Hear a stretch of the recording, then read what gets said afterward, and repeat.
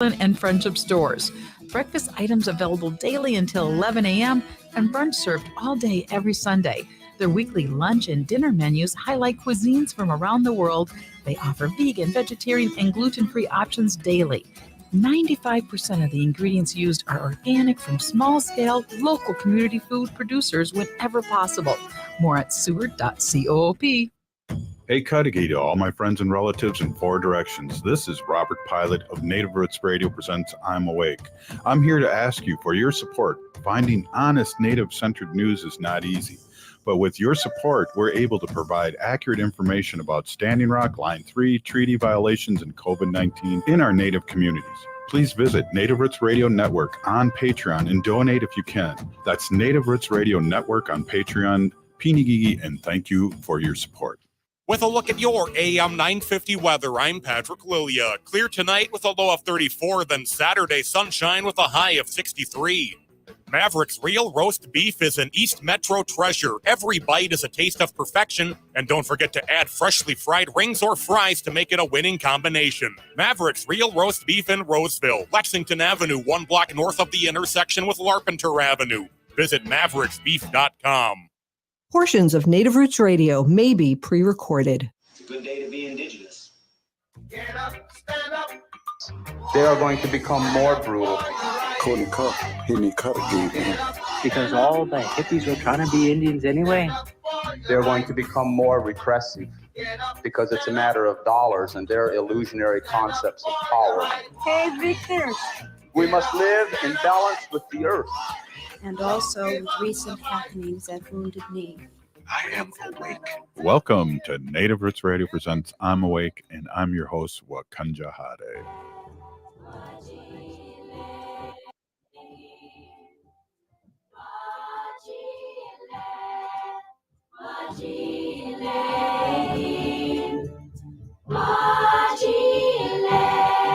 Good morning.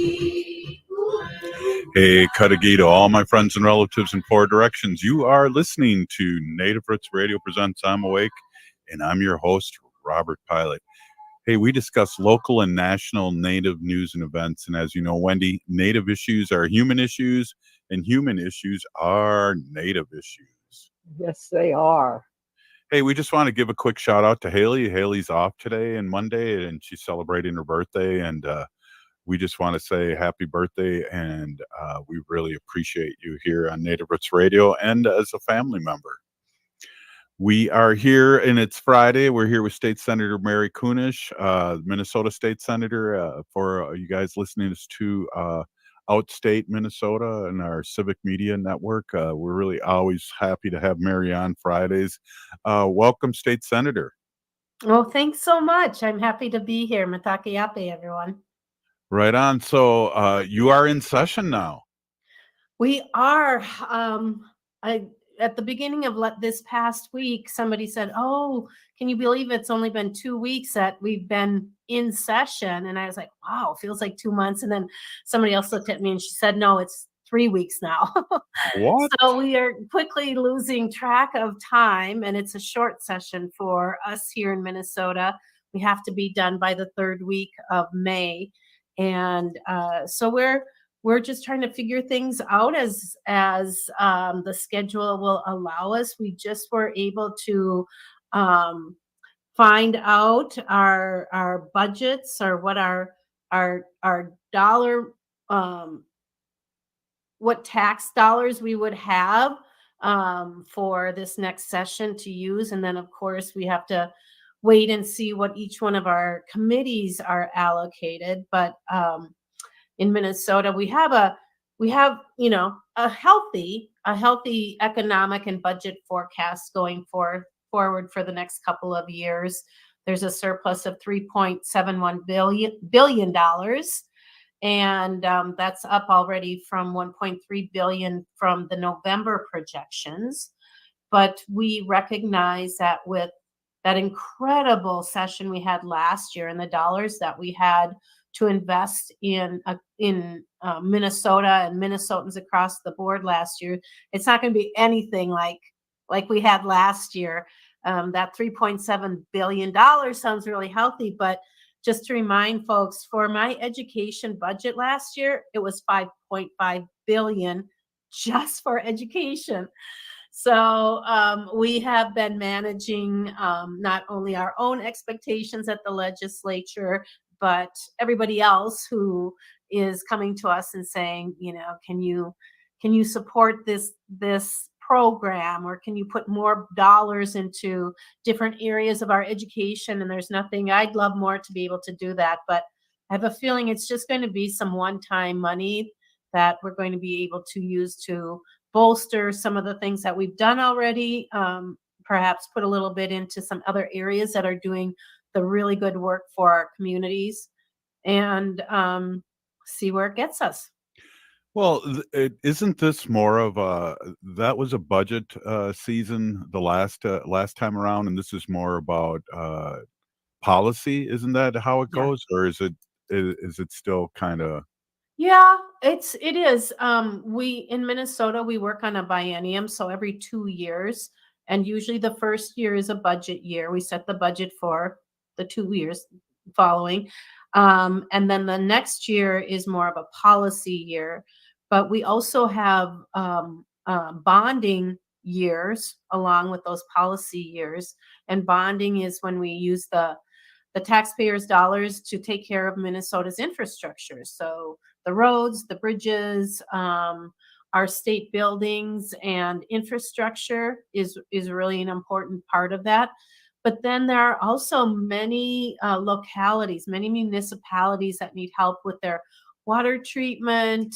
Perhaps like in my district, we have this sweet little community called Hillside, and it's a manufactured home community. So that's all it is. And it's its own little municipality unto itself.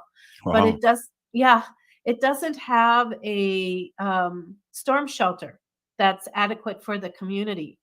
And so this year I am sponsoring legislation to help them build an adequate ADA accessible, large enough for the community,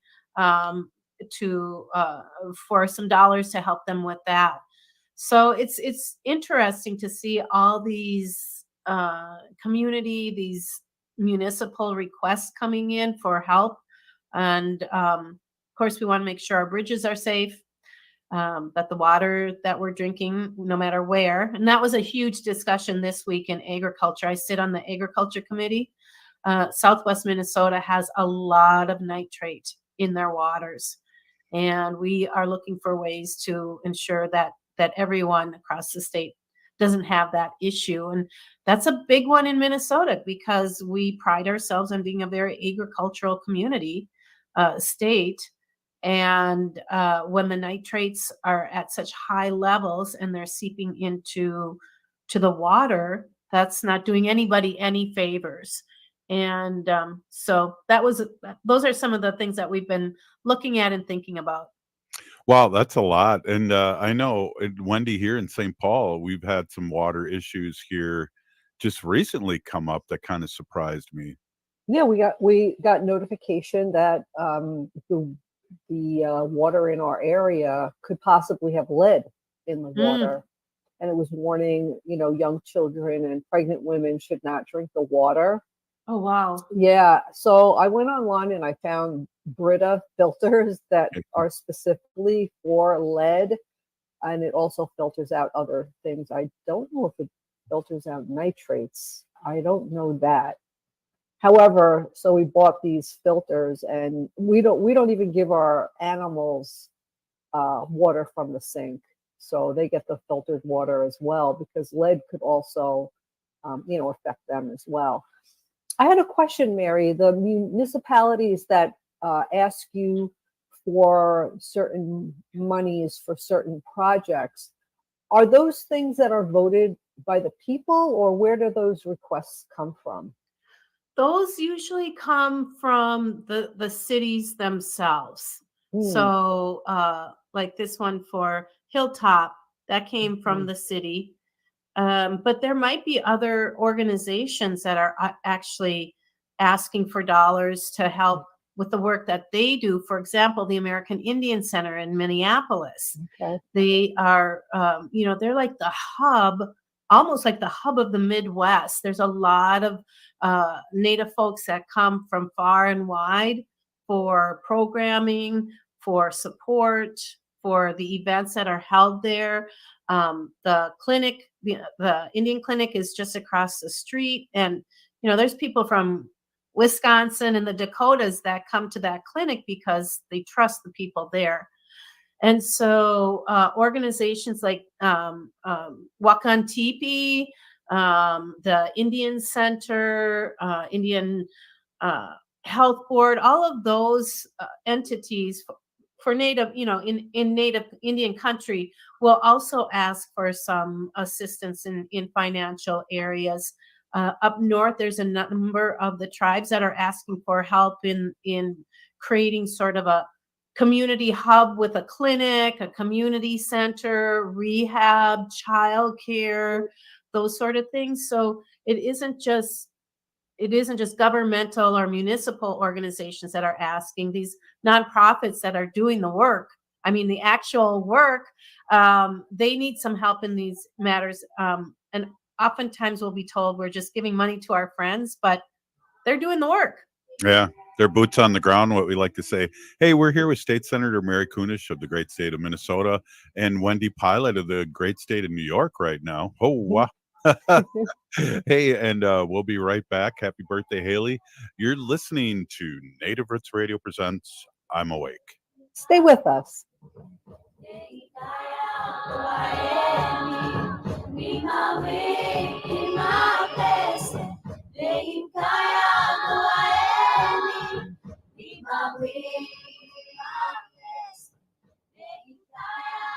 Unwanted sexting or photos, inappropriate jokes, even tickling or wrestling can feel like a violation. Catcalling, cornering, or groping, getting them drunk or high for sex, recording sexual acts without permission, hurting someone because of their sexual orientation, raping a family member, a child, a date, a friend, a stranger, purchasing a human being for sex. You make the choice every single time. Sexual violence is many things. Make a choice. Do not do it. Sponsored by the Minnesota Indian Women's Sexual Assault Coalition. The city of Minneapolis is now on Native Roots Radio with Minneapolis AIR. AIR stands for American Indian Relations. Guest host Christine McDonald talks to people about important things affecting the city's Native communities. Minneapolis AIR dives into topics like public safety, public health, elections, and so much more. Tune in to Minneapolis AIR on Native Roots Radio from 5 to 6 p.m. on the second Wednesday of every month, right here on AM 950. Turn to Auto Technical with your vehicle donation. We have families waiting for a car. Over 85% of unemployed are successful in finding and keeping a job if they have dependable transportation. A car plus a job equals a life changed. 612-919-5526. We have families waiting for a car. 919-5526 or autotech.org. Hi, this is Philip Anthony, the host of the Downright Upright Show, which is on the air on Saturdays at 5 p.m. I personally want to thank you for supporting my show and for supporting AM 950. So in turn, we want to celebrate you by dedicating February as Listener Appreciation Month. All month long, we will be giving away prizes to our listeners and creating ways to better connect with you. Follow AM 950 social media accounts for chances to win. So join us by making February fantabulous.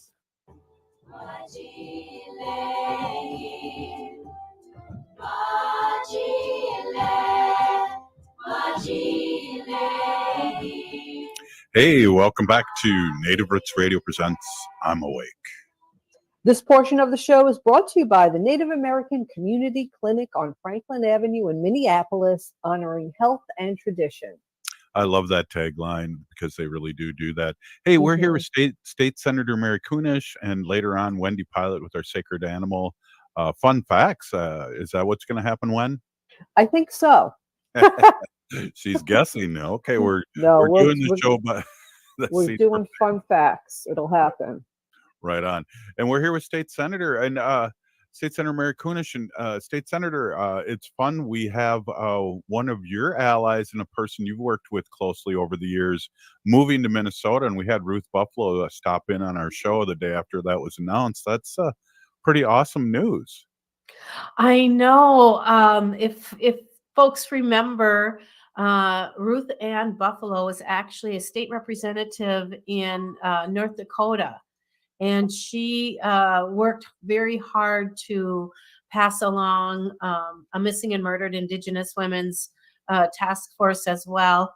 I think that they kind of pulled the rug out from under her and didn't fund it, but she continues to advocate for women and Native women in particular. And so she is coming to Minnesota, and I believe she will be the director of the Minnesota Indian Women's Resource Center here in Minneapolis. Yeah. And they're located in the heart of urban Indian country, and there are so many needs that they provide to our women. It's an incredible program that is seeped in the traditional ways of our communities, our Native communities, and especially in ensuring that there are support systems out there for our Native women and their families. And I think, if I'm not mistaken, the area of Minneapolis has like not only a large Native population from folks from all different tribes and all over the state, but it makes it to be the third largest urban American Indian population in the United States. Yeah. And so we see a lot of mobility between between the folks that they serve. Maybe they're coming from greater Minnesota down to the city looking for education or job opportunities. Maybe they're coming up from Chicago. Maybe they're coming from so many different areas.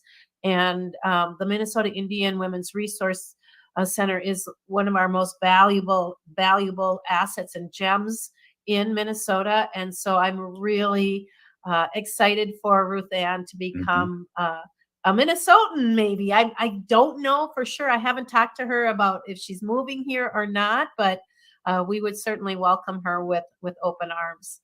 Well, it sounds like the whole family's moving up, and I forgot this. She has mentioned this in the past. In her younger years, she worked up here for ICWA for a year in Minneapolis, and I know her daughter went to school here a year ago. But the Women's Resource Center, the Native American Resource Center, they do birthing, they do all these classes and things, and they've really taken up too a lot of the slack since the Native American center has been reconstructed and worked on, which will open in May. It's exciting to have her come join us, and she has a lot of good things. And it's too bad too that she got gerrymandered out of that district there. That was really a bummer because I know she worked really hard on her last campaign. And but it's good news for Minnesota. And Mary, I don't know if you've ever heard this, but according to the Minneapolis Public Schools, there are 150 different Native American tribes that go through the school district here in Minneapolis. Yeah. Yeah. I have heard that. I didn't remember that number exactly, but Minnesota is a really good place to live. I mean, that's the bottom line. We care about our environment. We care about our kids. Do we have enough money for everything that we want for our students? No, we don't. But, we are working on curriculum, Indian education for all, and all means all, in all the different curriculum areas in our schools. And, we passed legislation to allow kids to wear that eagle feather in their hat. I have a hearing coming up on Monday to allow for smudging in the schools, and I feel like we have to name it after John. Yeah. John Boblink, yeah. I feel like I want to name the bill after John Boblink, who just rest his soul, just passed away, but was an incredible advocate for American Indian kids in the St. Paul school district. And he worked really hard on getting the permission or the ability for kids in St. Paul public schools to smudge during the school day. Mhm. And so we're bringing legislation to allow that across the state. And yeah, I think I would like to rename that bill after him. Yeah, John was a gentle soul, and he was there for the right reason. He was, I worked with him for quite a few years, not only as a St. Paul public school teacher, but also I was on the parent committee for the Indian Ed, and so I got to see John every month in that meeting, and he was a huge advocate. And as you can see through all the posts and Facebook, people do recognize the great advocacy that his legacy will show everyone. It's just and I appreciate that, and a lot of people appreciate that. John was a good man, and yeah. He'll be missed. I just saw him very recently at the Anda Young powwow, and we had a really nice conversation. And he did share with me that he was not well, and he looked much thinner and a little gaunt from the last time I had seen him, which wasn't really so long ago. And I was, immediately a little concerned about it. And then his passing happened shortly after that. So I'm really fortunate to at least have had like a really pleasant last conversation with him. And he was always very encouraging and supportive of the work that I do here in the States. So we'll miss him a lot. And he's left a pretty strong legacy for folks in St. Paul to carry on. Yeah, and there is a I don't know if it's a wake or if it's a ceremony, but tomorrow at Ames grade school, I don't know if you're aware of that, but I just got text that information, and I will definitely stop in and pay my respects. Yeah, I should get over there. Yeah. Well, Wendy, what are you thinking here now, all the way from New York right now? What you have any questions about what's going on in Minneapolis politics, Wen?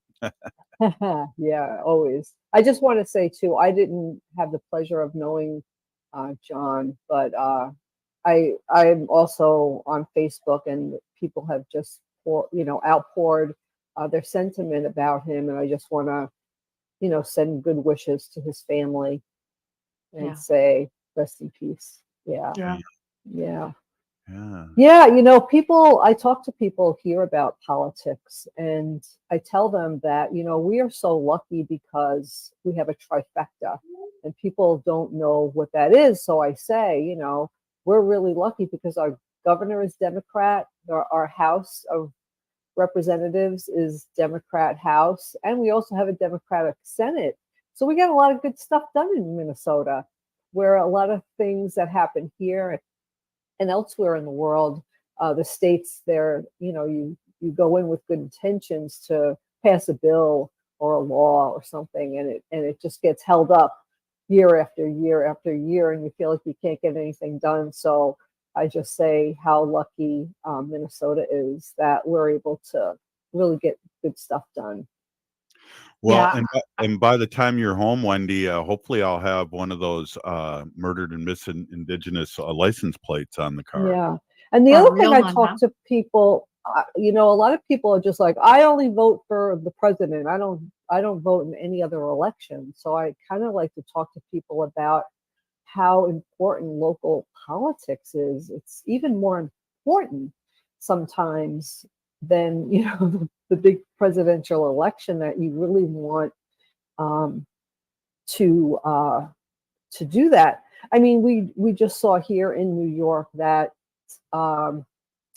Santos, his seat, was taken over by a Democrat. So this is like really unbelievable. Nobody really thought that would happen, and it did. So you really have to get out there and vote for every election, for city council member, for your Minnesota, your state senator, the big, the other senators, the governors, all of it. You have to get out there and get involved. Yeah, and even just right down to the very basics of community leadership. Your mayor, your city council, they're the ones that are making they're making the decisions about your city. School board, absolutely, in this day and age. There's many opportunities to participate, and once you put yourself out there, I think it's really going to make a difference. And I would encourage, especially Native folks to consider running for office, not just in tribal communities, but their communities at large. Yeah, definitely. Hey, we're here with State Senator Mary Kunesh and Wendy Pilot, and I am Robert Pilot, and this is Native Roots Radio presents I'm Awake, and we'll be right back with some more with the State Senator. Stay with us.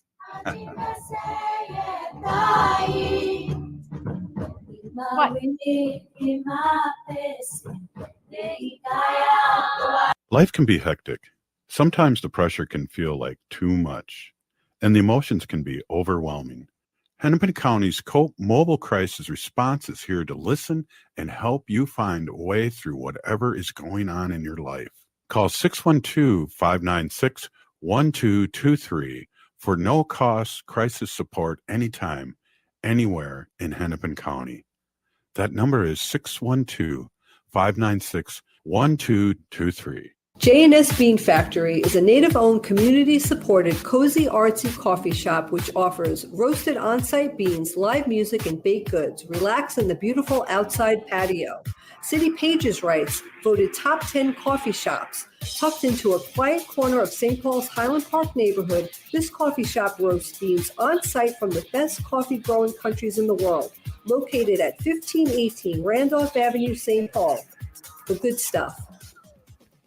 The vehicle for the Minnesota family is the Toyota Sienna, and the best place to get one is Rudy Luther Toyota in Golden Valley. That's not an opinion, that's a fact. I have 3 kids, and the Sienna hauls all your kids' sports and school gear easily. I can attest they're the safest vehicles, trust me, protecting your most valuable cargo. They're the perfect vehicle for the spring break or summer road trip, and the hybrid model is insanely fuel efficient. And Rudy Luther Toyota has a great selection of new and certified pre-owned Siennas. Get one today. It's my highest recommendation. Rudy Luther Toyota, west of Minneapolis on 394.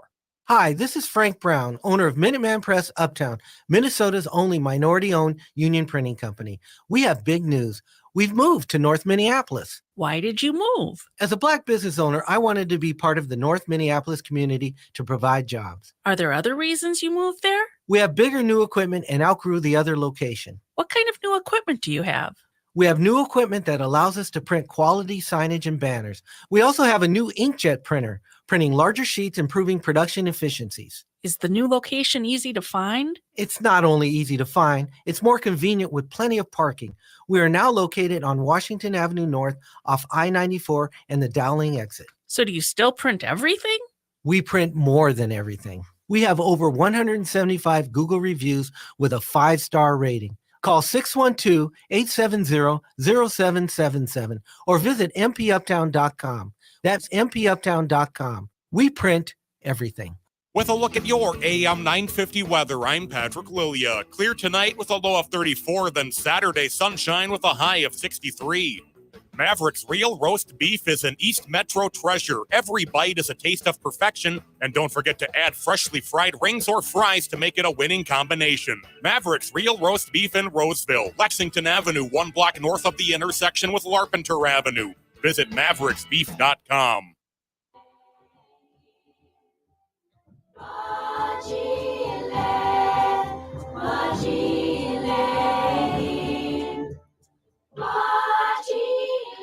Hey, welcome back to Native Roots Radio Presents I'm Awake, and I'm your host, Robert Pilot. This portion of the show is brought to you by the Native American Community Development Institute, located in Minneapolis Native American Corridor. Right on. Good read there, Wendy. You got the rust off. You're ready to go every day again? Oh, wow. Yeah. Every other day. There you go. Hey, well, we're celebrating too our 7th year of being on the air, and Wendy Mhm. being one of the founders of a Native Roots Radio, and always with the animal segment that's we're going to have today. So hey, we're here with State Senator Mary Kunesh, and I know when Wendy's always was sitting next to me, she always takes her headphones off and says, ask them what they want to talk about. And so this is State Senator's a segment right now. So go ahead, State Senator. What would you like to talk about? Well, I mean, there's always so much to talk about, but one of the my favorite days, now that I'm chair of Education Finance in the Minnesota Senate, is our Library Day. And that is the day that I invite librarians from across the state to come in and talk about the kind of work that they do. Wendy mentioned that we are in a trifecta where the Democrats have the majority in all three branches of our government. And that meant last year when we had an abundance, we were able to spread that abundance out across so many different areas. And one of those ways was to shore up our libraries. And there are, you know, a number of different ways that different libraries provide not just books and literature, but a lot of information and support, and create invaluable community hubs for their community, and draw around from each other. And especially over COVID, those libraries were so invaluable. Last year, we were able to invest almost $3 million in our regional library systems and multi-county, multi-type libraries. We put 700, like $1.7 million into those. But one thing that I'm really proud of is that we also reinvested in our library media specialists. Those are the librarians in the school that create the library collections. Like for me, I was a library media specialist for 20 years. I loved it. But I also taught classes, all the technology classes for a little kindergarten through 5th grade school, as well as researching and resource location, how to put together good reports and make sure that we're using, facts, not fiction. And so we were able to put about $23 million into that, but also provide grants for teachers who might be interested in coming into the profession. Mm-hmm. And we're hearing really good consequences to those investments. There was an article in the Star Tribune. I love to tell this story. And it was about how Minneapolis, saw that we were investing in libraries. So they pledged to have at least a half-time 0.5 library media specialists in every school. And that has made all of the difference. There was a teacher, a library media specialist, who was in a school where the library hadn't even been open for a couple of years. And he reopened it and energized it. And his quote was that the books are flying off by the gazillion. And so kids are starved for really good legislation. Yes, they are starved for that, but really good literature and access to information. And I just couldn't be prouder than the work that we did in that area of education and community building and support. And so with that, I just want to remind everybody that starting tomorrow, it's Read Across America. And I would encourage you all to visit your local library. If you don't have a library card, go get one. If you do, go ahead. And, a lot of libraries are now taking away the fear of having an overdue book, or say a book goes missing, by not charging fines. And that has made an incredible difference to Minnesotans, where they know that if it's late, or it got misplaced, they're not going to have to be out those dollars right away, and that those books just need to come back, and we're happy to have them back. I think Wendy has something to say about a library card real quick, don't you, Wendy? Well, that That was one of the first things that I did when I came to Long Beach, New York, was to walk up to the local library and get a library card.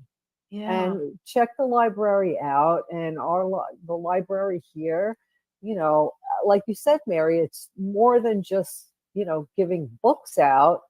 They have different classes. You could go to Pilates. They have art classes. They have movies, different movies here once a week that you could go and watch for free. It's there's spaces where you could just go and sit quiet and get work done. There's computers here for people who don't have access at home. Yeah. So you can go to the library and look up stuff and print stuff out and, fill out forms that they need to do and all kinds of things. Yeah, I remember I was a reference librarian for a while too. Us teachers always having a second job. But people would come to me with the most interesting questions. And it was our job to help them find the answers to those. And sometimes we had to borrow books from a library halfway across the country. Wow. It's just, libraries are just so vital. I taught computer classes to the elderly when I was a reference librarian. And, one of the librarians testified for the legislature sitting in her car outside of a library because she was in remote Minnesota and didn't have access to the internet. Wow. So that's a big one too. I remember as being a teacher for quite a few years and going to the library in our school, and the librarian, the media specialist, which he was and was giving tips on how to use Google. And there was things like putting quotes in there and things that I never even knew, but helping with research for these kids that so the media specialists do more, like you were saying, than just check out a book.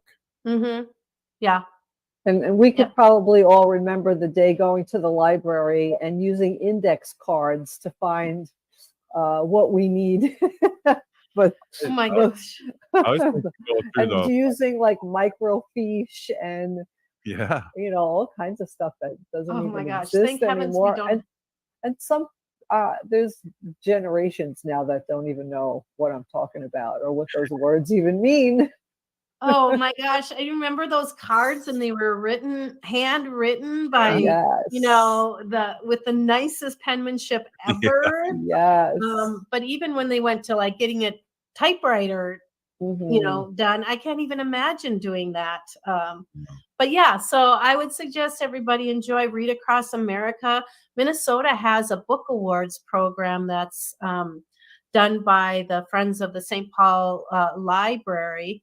And there are just, look for those kind of things in your state, because there's just fabulous books. And these books are Minnesota authors. In Minnesota, the finalists, in children's, there's a book called Beneath. And there's one that I really, really, I love the title of it. It says, "Can we please give the police department to the grandmothers?" Can you imagine if our grandmothers were the grandmothers were the one policing it? And then just some other really incredible books. There's one about the greatest summer in baseball history, how the 1973 changed us forever, and lessons on the road to peace. I want to see the 73 one. I was big. Yeah. Wow. It's just really fabulous stuff. There's some really good memoirs and creative nonfiction, and these are all books about Minnesota, but that could be applied anywhere. And I do have to say that there is a finalist in the novel and short story area, A Council of Dolls. I don't know if you've read that yet. You have to read it. It's by a really great writer. Her name is Mona Susan Power. Oh, wow. Yeah, just to be clear, she is my cousin. But that's not why I think it's such a fabulous book. She has written. She did grass dancers, or what was that in the 90s? Yes.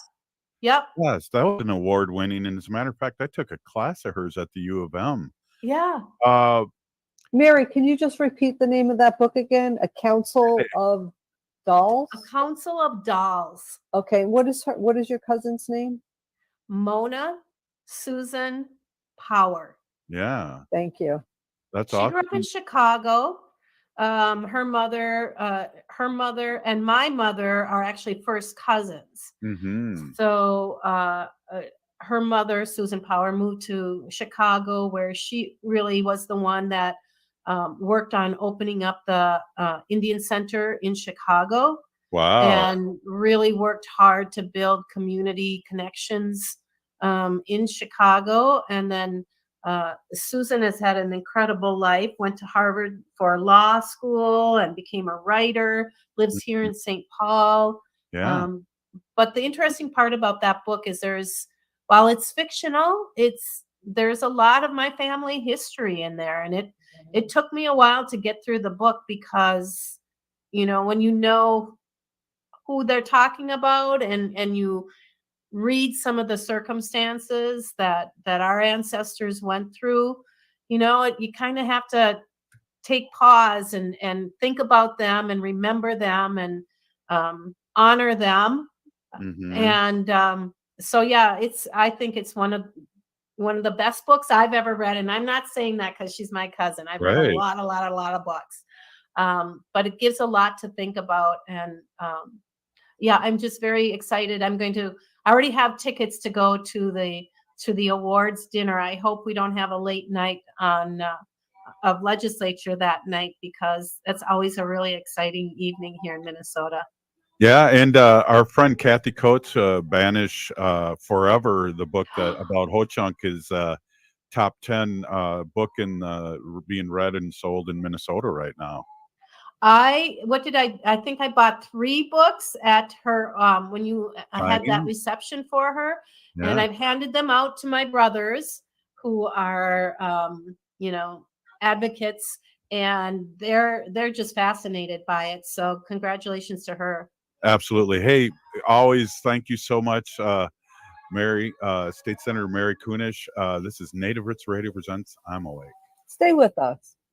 The city of Minneapolis is now on Native Roots Radio with Minneapolis AIR. AIR stands for American Indian Relations. Guest host Christine McDonald talks to people about important things affecting the city's Native community. Minneapolis AIR dives into topics like public safety, public health, elections, and so much more.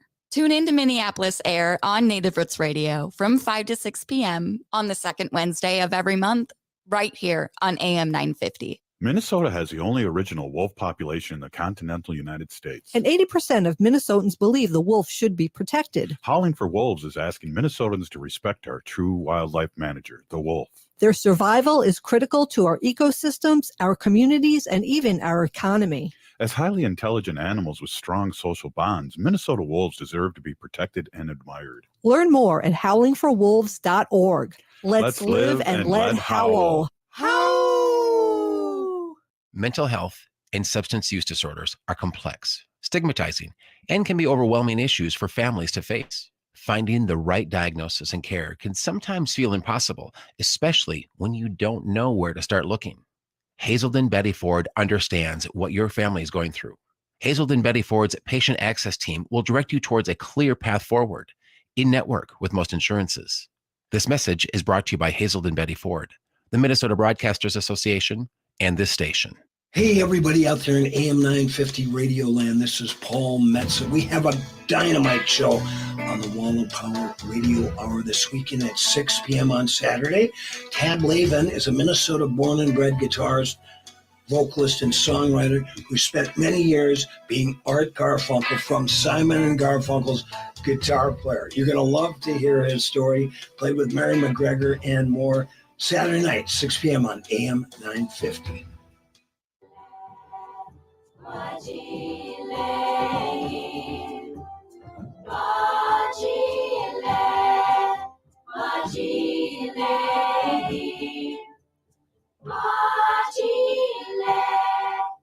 Hey, welcome back to Native Roots Radio presents I'm Awake, and I'm your host, Robert Pilot. This portion of the show is brought to you by Howling for Wolves, protecting wolves for future generations. Well, this is the part everybody has been waiting for, Wendy, our sacred animal section. And Mm. I want to introduce my awesome and beautiful wife, Wendy. Wendy has been an animal advocate for many years, and she talks about our sacred animals here every week. And I learn something new every time you listen. And I do believe, well, why don't you introduce yourself and also tell us what you're going to talk about? Sure. Hey, everybody. My name is Hanaji Hani. That means cares for them. I was given that name by my Dega Curtis. Curtis goes by Mashke Hanajinga, which means walks on white clouds. I'm a humane policy volunteer leader for the Humane Society of the United States, and I work on animal issues at the local and state level.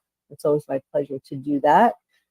Today is Friday, so we're just going to do a fun fact Friday, keep things light. There's a lot of bad things going on in the animal world, and we all need to pitch in and work on them. But for today, we're just going to keep it light and just relax, because sometimes it's easy to do that. But I just wanted to let you know, our little dog Wanda, she is in New York with me, spending time here in Long Beach, New York, and she got sick. So she had diarrhea, and now she's I don't want to say it on the air, but she had a stomach ache and was having problems. So I took her to the vet yesterday, and she does not have her parasite panel, came back negative, so she doesn't have any parasites, which is good. But they don't really actually know what's wrong with her. So now she's going to be on a probiotic once a day and an antibiotic twice a day. And the doctor also wants me to put organic pumpkin puree, just like a teaspoon, in her food every day. Will you do that for me too? He said it's really good for her digestion and helps them. So So we got all that. She seems to be, holding her own, and she's doing all right for now. But she gets, she's such a smart dog that, she will not go potty in the house, which I'm really happy about. But and I leave a potty pad out for her just in case, because you never know. But literally, she had me up at 2 a.m., 4:30 a.m., and then 10 a.m. Now, when I bring her out, she's like sprinting because here in Long Beach, it's very urban. So she has to run around the block to find a patch of grass because everything's concrete, right? Yeah. So there I am at 2 a.m., 4 a.m., and 10 a.m. Like, I bring her out and she sprints like she's got to go. So I'm running around the blocks to this patch of grass so that she can, do her business. But when I get back in the house, I'm like awake because I just ran around the block. So it's like taking me a long time to fall back to sleep. Oh.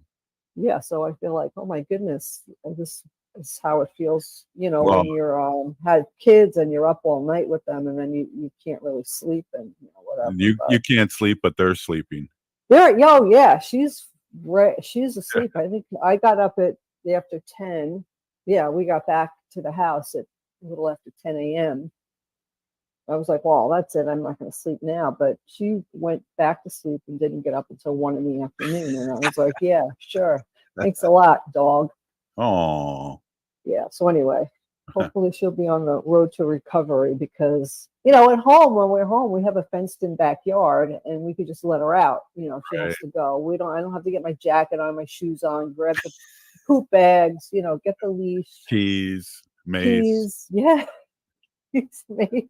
So, oh my goodness. Anyway, but yeah, so I have a list here, and it is the 101 greatest animal facts. Here we and a go. lot of some of these are new, some of these you've never heard before, some of them we've repeated 10 times. So, this is one I don't think I've ever talked about because I feel like this is new to me. Okay, so there's the loudest animal in the world is a mere 2 centimeters long. and it's a prawn, like a shrimp. Yeah, It's like they're a loud. prawn. Yeah, it says the largest animal in the world is a mere 2 centimeters long. A prawn. Yeah, a shrimp. Prawn. Prawn. Yeah, it's called a pistol shrimp. And the pistol shrimp is capable of snapping its claw shut so rapidly that it creates a bubble which collapses to produce a sonic blast that's louder than the Concorde's sonic boom. Do you remember the Concorde, the airplane, that big Yeah. plane? Yeah, the Concorde. I Yeah. saw them on Long Island Beach the last time before they were retired. Remember Yeah, that? that was a long time ago. How many years ago do you 20? think that was? Yeah, about 20 years ago. We were on the beach and it came over to go into Kennedy Airport. And I'm telling, like, your whole body just shook from that thing because we were pretty close to the airport. But yeah, the shock wave can reach 230 decibels, also louder than the sound of a gunshot. What? Yeah, this is called the pistol shrimp. You could look them up. They're very pretty. They're like red and white. Here, maybe I could even show a picture. All right, so that is the pistol shrimp, which is a prawn, Yeah, and it's the loudest animal in the world. pretty. And it's got little snappers on it. It does. I don't think I'd want to Mess with it. mess with that either. But here's the other thing. I've mentioned this before, but I'm going to say it again. It's number 2. Flamingos are not pink. They are born gray, and their diet of brine shrimp and blue-green algae contains a natural pink dye, and that's what makes their feathers pink. Wow. Yeah, so they're born gray, and the shrimp that they eat and the blue-green algae that contains a natural pink dye makes their feathers pink.